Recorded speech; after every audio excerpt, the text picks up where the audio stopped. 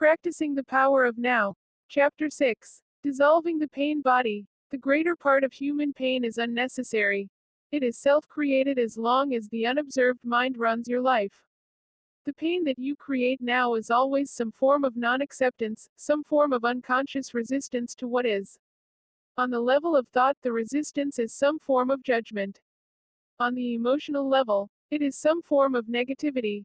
The intensity of the pain depends on the degree of resistance to the present moment, and this in turn depends on how strongly you are identified with your mind. The mind always seeks to deny the now and to escape from it. In other words, the more you are identified with your mind, the more you suffer. Or you may put it like this. The more you are able to honor and accept the now, the more you are free of pain, of suffering, and free of the egoic mind. Some spiritual teachings state that all pain is ultimately an illusion, and this is true. The question is it true for you? A mere belief doesn't make it true. Do you want to experience pain for the rest of your life and keep saying that it is an illusion? Does that free you from the pain? What we are concerned with here is how you can realize this truth, that is, make it real in your own experience. Pain is inevitable as long as you are identified with your mind, WHIC. H is to say as long as you are unconscious, spiritually speaking. I am talking here primarily of emotional pain, which is also the main cause of physical pain and physical disease. Resentment, hatred, self-pity, guilt, anger, depression, jealousy, and so on, even the slightest irritation, are all forms of pain. And every pleasure or emotional high contains within itself the seed of pain, its inseparable opposite, which will manifest in time. Anybody who has ever taken drugs to get high will know that the high eventually turns into a low, that the pleasure turns into some form of pain. Many people also know from their own experience how easily and quickly an intimate relationship can turn from a source of pleasure to a source of pain. Seen from a higher perspective, both the negative and the positive polarities are faces of the same coin, are part of the underlying pain that is inseparable from the mind-identified egoic state of consciousness. There are two levels to your pain, the pain that you create now, and the pain from the past that still lives on in your mind and body. As long as you are unable to access the power of the now, every emotional pain that you experience leaves behind a residue of pain that lives on in you. It merges with the pain from the past, which was already there, and becomes lodged in your mind and body.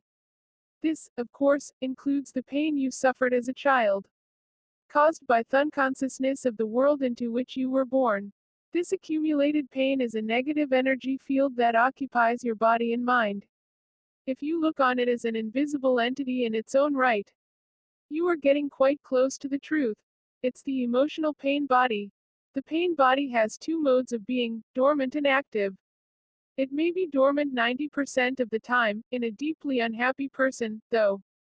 It may be active up to 100% of the time.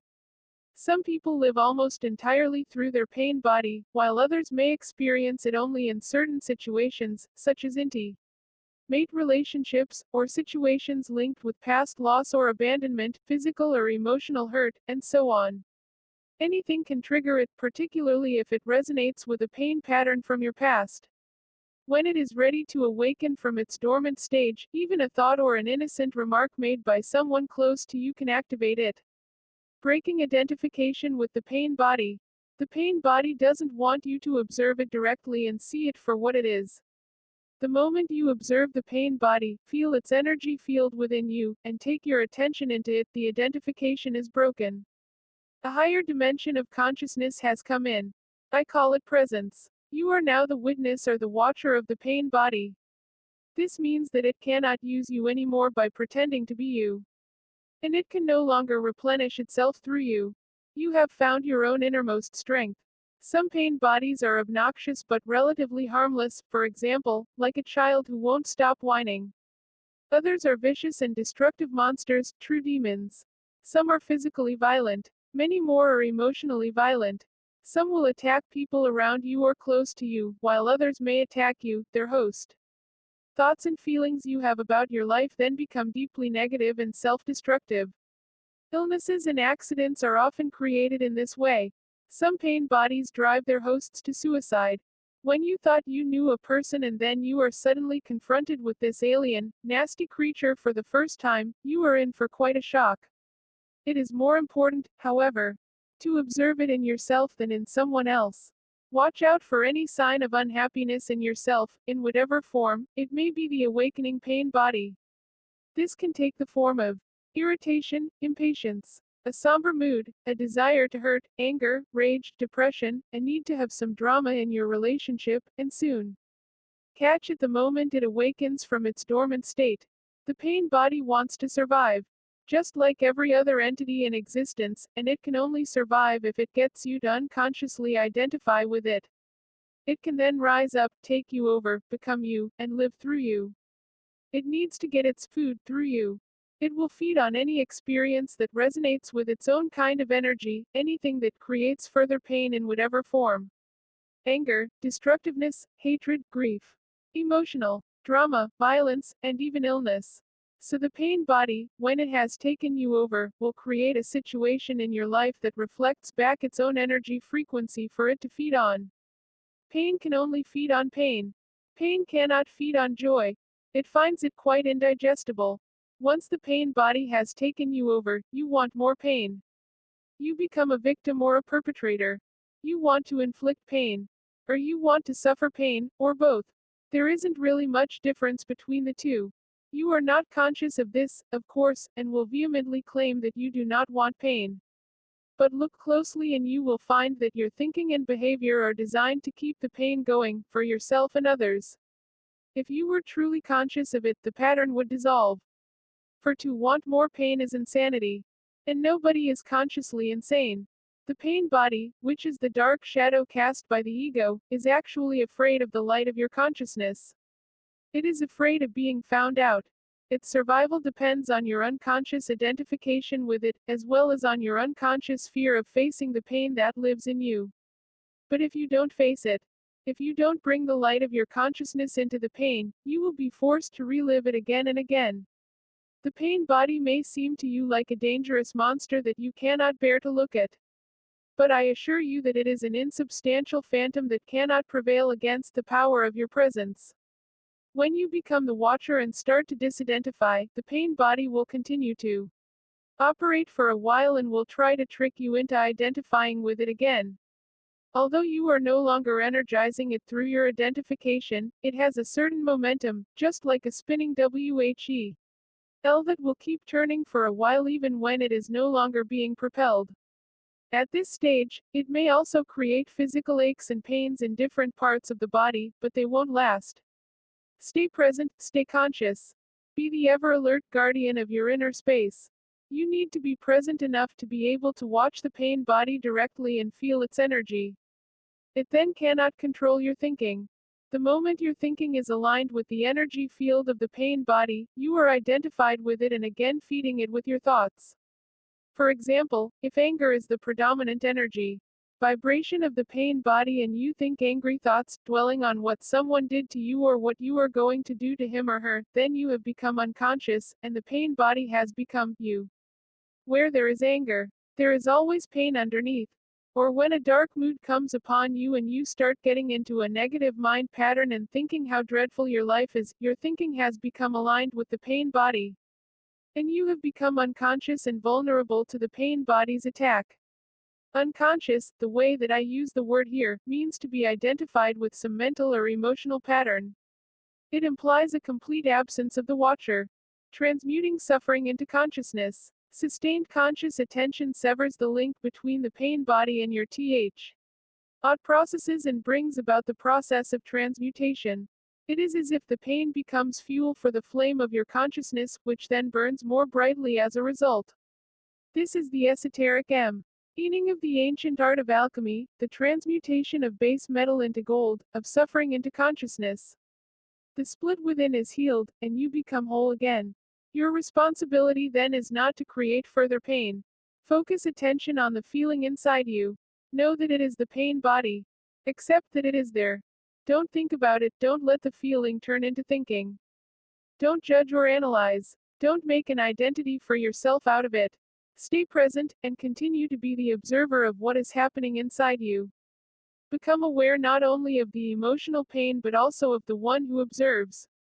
The silent watcher. This is the power of the now. The power of your own conscious presence. Then see what happens. Ego identification with the pain body. The process that I have just described is profoundly powerful yet simple. It could be taught to a child, and hopefully one day it will be one of the first things children learn in school. Once you have understood the basic principle of being present as the watcher of what happens inside you, and you understand it by experiencing it, you have at your disposal the most potent transformational tool. This is not to deny that you may encounter intense inner resistance to disidentifying from your pain. This will be the case particularly if you have lived closely identified with your emotional pain body for most of your life in the whole, or a large part of your sense of self is invested in it. What this means is that you have made an unhappy self out of your pain body and believe that this mind-made fiction is who you are. In that case, unconscious fear of losing your identity will create strong resistance to any disidentification. In other words, you would rather be in pain, be the pain body, than take a leap into the unknown and risk losing the familiar unhappy self. Observe the resistance within yourself. Observe the attachment to your pain. Be very alert. Observe the peculiar pleasure you derive from being unhappy. Observe the compulsion to talk or think about it. The resistance will cease if you make it conscious. You can then take your attention into the pain body, stay present as the witness, and so initiate its transmutation. Only you can do this. Nobody can do it for you. But if you are fortunate enough to find someone who is intensely conscious, if you can bewit them and join them in the state of presence, that can be helpful and will accelerate things. In this way, your own light will quickly grow stronger. When a log that has only just started to burn is placed next to one that is burning fiercely, and after a while they are separated again, the first log will be burning with much greater intensity. After all, it is the same fire. To be such a fire is one of the functions of a spiritual teacher.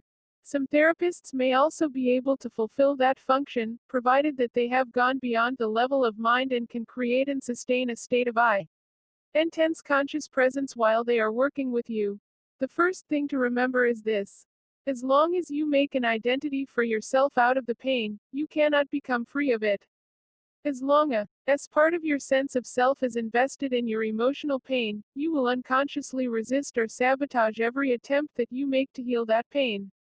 Why? Quite simply because you want to keep yourself intact. And the pain has become an essential part of you. This is an unconscious process, and the only way to overcome it is to make it conscious. The power of your presence to suddenly had you or have been attached to your pain can be quite a shocking realization. The moment you realize this, you have broken the attachment.